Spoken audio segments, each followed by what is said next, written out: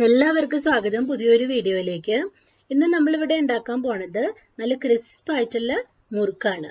കടയിലൊക്കെ വാങ്ങാൻ കിട്ടുന്ന പോലത്തെ നല്ല കറുമുറാന്നുള്ള മുറുക്ക്. അത് നമുക്ക് വീട്ടിലും വളരെ എളുപ്പത്തിൽ തന്നെ ഉണ്ടാക്കാൻ പറ്റും. ഇതിന് എന്തൊക്കെ ഇൻഗ്രീഡിയൻസ് വേണമെന്ന് നമുക്കൊന്ന് നോക്കാം. ഇവിടെ നമ്മൾ എടുത്തിരിക്കുന്നത് 1 കപ്പ് ഉഴുന്നും പരിപ്പാണ്. 1 കപ്പ് ഉഴുന്നും പരിപ്പ് നമ്മൾ നന്നായിട്ട് വറുക്കണം. അതിനായിട്ട് ഒരു പാൻ ചൂടാക്കിയിട്ട് അതിലിട്ടിട്ട് നന്നായിട്ടൊന്ന് വറുത്തോളൂ. വറക്കണ സമയത്ത് ഒരു 5 മിനിറ്റ് നേരമൊക്കെ നമ്മൾ വറുത്ത് കഴിഞ്ഞിട്ടുണ്ടെങ്കിൽ നല്ലൊരു സ്മെല്ല് വരും, ഉഴുന്നുപരിപ്പിന്റെ നിറവും മാറും. അപ്പൊ അത് പാകമായി. എന്നിട്ട് അതൊന്ന് തണുക്കാൻ വെച്ചതിന് ശേഷം നമ്മൾ മിക്സിയുടെ ജാറിലിട്ടിട്ട് നന്നായിട്ട് പൊടിച്ചെടുക്കുക. അരിപ്പൊടി പൊടിക്കില്ലേ, അതേപോലെ തന്നെ പൊടിച്ചോളൂ. 1 കപ്പ് ഉഴുന്നും പരിപ്പിന് 4 കപ്പ് അരിപ്പൊടിയാണ് നമ്മൾ ഉപയോഗിക്കുന്നത്. ഇവിടെ ഞാൻ 4 കപ്പ് അരിപ്പൊടി ഉപയോഗിച്ചിട്ടുണ്ട്. അതിൻ്റെ ഒപ്പം 1 കപ്പ് ഉഴുന്നും പരിപ്പ് ഇട്ട് കൊടുത്തു. ഇനി നമ്മൾ ഇതിലേക്ക് അടുത്തതായിട്ട് ചേർക്കാൻ പോണത് ജീരകമാണ്. 1 ടീസ്പൂൺ ജീരകമാണ് ചേർത്ത് കൊടുക്കുന്നത്. ഇനി ജീരകം ഇഷ്ടമില്ല എന്നുള്ളവര് ചിലവര് എള്ളാണ് ചേർക്കുക. എള്ള് ചേർക്കണവര് എള്ള് ചേർത്തോളൂ, കുഴപ്പമില്ല. നമ്മൾ ഇവിടെ ചേർത്തിരിക്കുന്നത് ജീരകമാണ്. രണ്ടും കൂടി ചേർത്ത് കൊടുക്കരുത്, അപ്പൊ രണ്ടിന്റെയും ഒരു ടേസ്റ്റ് കിട്ടാതെ ആവും. ഏതെങ്കിലും ഒന്ന് ചേർത്താൽ മതി കേട്ടോ.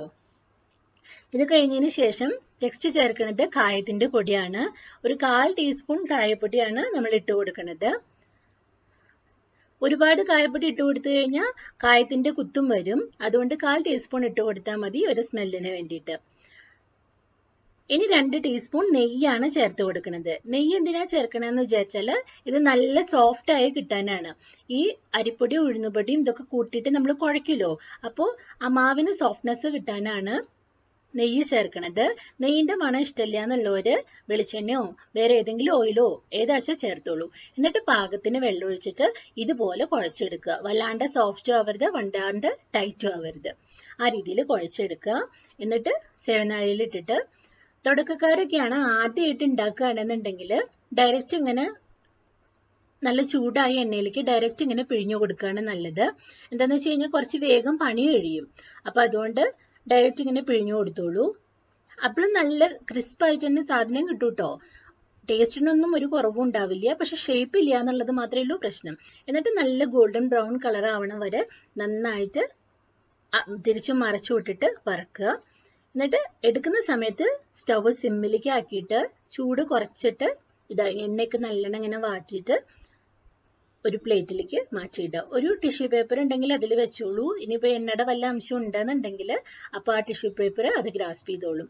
അപ്പൊ നോക്കി നോക്കൂ, നല്ല ടേസ്റ്റ് ആയിട്ടുള്ള നമ്മൾ കടയിലൊക്കെ കിട്ടുന്ന അതേപോലത്തെ നല്ല ക്രിസ്പ് ആയിട്ടുള്ള മുറുക്കായില്ലേ.